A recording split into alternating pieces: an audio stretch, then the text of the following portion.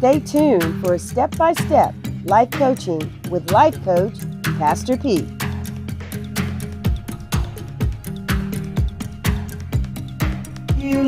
Love you. Now let's jump right into the Word of God, because I know 2020 is ebbing right around the corner, and like most of us, we're trying to hear what thus saith the Lord, so that we will know how to navigate in the new season that God has now embarked upon our life. Now today I'm going to be giving you some keys on how to know what God has in store for you.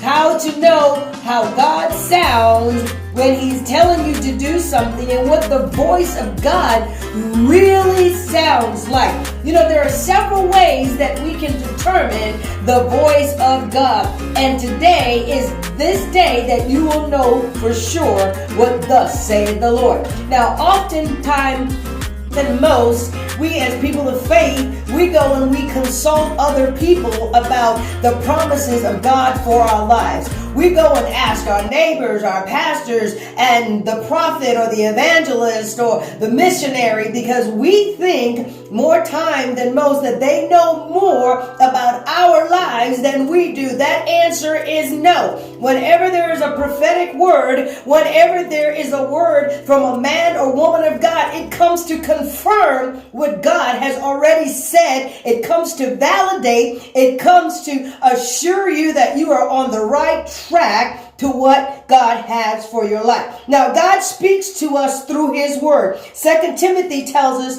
in 3:16 that all scriptures are God breathed. That means that the Word of God is living, active, and sharper than a double-edged sword. That means He whispers, He shouts, He just proclaims through His Word exactly some of the things through examples of what we are to stay away from, go towards, or follow wholeheartedly after. So God speaks to us through the Word. He uses the prophetic word, which is the unction from the throne room from God, to inspire us, initiate us to stay on the right track for what He has for us. When we have a prayer option, come on now, that prayer option is so that we can talk to God about it. We can't talk to some people, come on now, about some things, because God knows all about it. You cannot look for people to give you an answer about a life problem when God has all the answers. Come on now. So we need to go to God, and God uses His Word to align us, direct us, and show us exactly what we ought to know. One of the things that God does is that He also speaks the spoken word by His Son, meaning Jesus the Christ. He used the prophets of old. He used the Old Testament as a guideline, a setup for the new order of the day, which is the New Testament. So if you really want to know what Jesus think about issues, once again, go to the spoken word, go to the word which is in the Bible.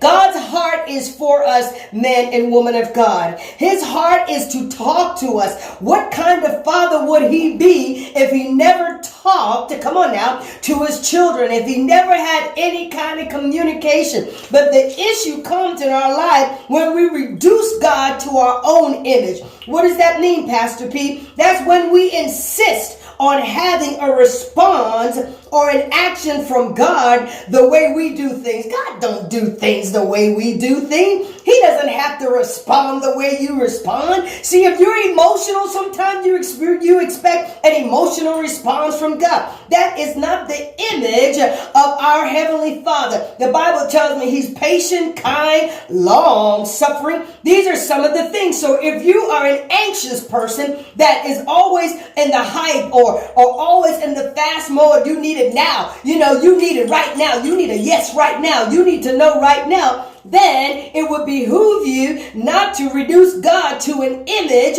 of yourself of how you expect him to answer, he will always use his word. Another way that God speaks through us is through the nature and the creation design all around us. What are you talking about, Pastor P? Well, you can take a look at the sun. The sun is what? Always on time. You can expect it to rise and you can expect it to set. That is an example that we can look in nature to see how faithful God is. And if you've never had anybody be faithful to you, then you can take a look at the nature design, the creative design of God, to understand that he is faithful. Just look all around you. For an example, you can take the direction of God and the way he talks to us. We'll use ants for an example. They're the ones that know how to store in the summer so that they can survive in the winter. Look at the ant. The Bible tells us, go take a look at the ant. That's an example in creation how God speaks. God is always speaking.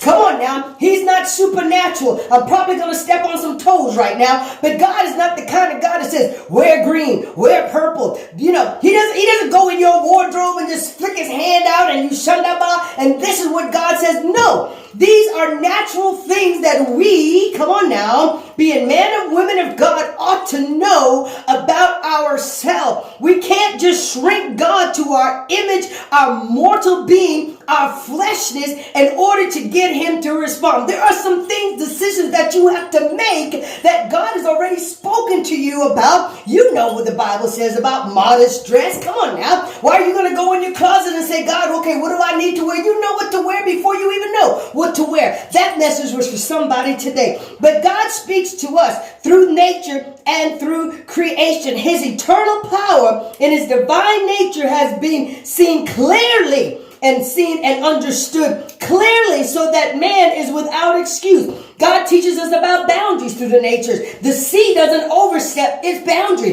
The ocean comes so far to the sand and then it pushes back. That is an example. God just lets us know through the nature that we're not just going to be the kind of people that can just run over. There are boundaries. There are some things that you cannot do, cannot go, and cannot participate. That is God speaking to us through the creation, the nature of his design. God also speaks through us through believers. Pop, there we go. I'm going to hang my hat right there. God speaks to us through believers. The believers come to give us warning, direction, truth, and blessing. If we ignore them, then we come into our own vices of what the benefits of our decisions are. Sometimes they aren't good, but God will speak through people. Don't go to people that ain't living right, thinking right, following after the heartbeat of God and being in the character of God to get a godly answer. What does that sound like? Make your plans, make them clear, and put them before the Lord in prayer. That was for somebody else. Hallelujah. So when people come to you as believers with a word of warning, with a word of direction, don't be with that dude. Don't be with that girl. It's not good for you. But mama, I love him. Mama, I love her. Yes, I know you love them, but there are some things that you don't know that I see in the spirit that I'm just trying to help you understand so that you will make a wise decision.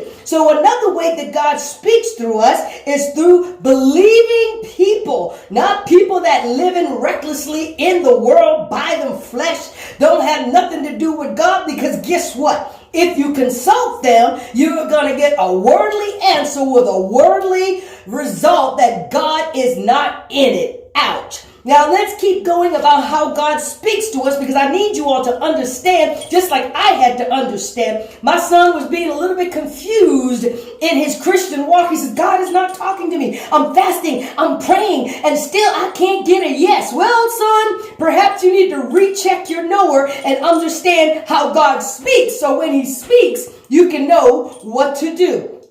Excuse me. Another way that God speaks to us, and I love this, is through our circumstances. What could have happened didn't happen. That's what we call our testimony. When what could have happened never happened. We can't interpret things that happen to us as good or bad, but we have to realize that God is not punishing and doing all those evil things in our life, but God is the one that he's a God blocker. He blocks the enemy from bringing any type of hiccups or flaw or actual mental, emotional, psychological death to you. So those circumstances, we all got them where we should have and could have been dead, but it was nothing but God. If you've got that testimony, I want you to raise your hand, because I'm raising my hand and I'm giving God a hallelujah and an amen. If it wasn't for God's people speaking to me, and if it wasn't for the circumstances that God took me out of, it was nothing but God. On that, we all need to be shouting, for we know that it is God that persists and he pursues that we have a godly life with fulfillment and all of the blessings of the Lord, not the havoc, not the assignment of darkness over our life. God will use circumstances to be in our life. How do we know when God is using some more circumstances? Well, when you have favor, honey, that is when God is in the midst of it. When you get that job and you know you're not qualified to keep that job, that is a circumstances where favor steps in and where the blessing of the Lord comes in. You should have been losing your mind, but somehow God has kept it together. That is a what? Blessing from the Lord. These are circumstances. This is one of the ways that God speaks to us. Another way that God speaks to us is through our conscience. Ouch. Now, this is where people don't like to hang their hat on, because in 1 Corinthians 3:16 or John 14:17, you can read it. God speaks to us through the circumstances, helping us to make the right and the wrong decisions, to get away from us or to us. If it's a wrong decision, come on now, the Holy Spirit, which is God himself that lives, breathes, and has his being inside of you, will say, don't do that. But then we circumvent the word of God. We circumvent the power of God, and we go all the way around, sneaking and creeping and stepping our foot into the things that God said not to do. We have to be disciplined. Come on now. When God speaks to us in our conscience, he will use our mind mode. Hey, don't do that. The first time you hear that, that is a warning sign. That is God saying, hey, back up off of that thing. That is not going to have a good result. Last but not least, there are many more ways that God speaks, but I'm just going to stop right here for time's sake. God speaks to us through prayer.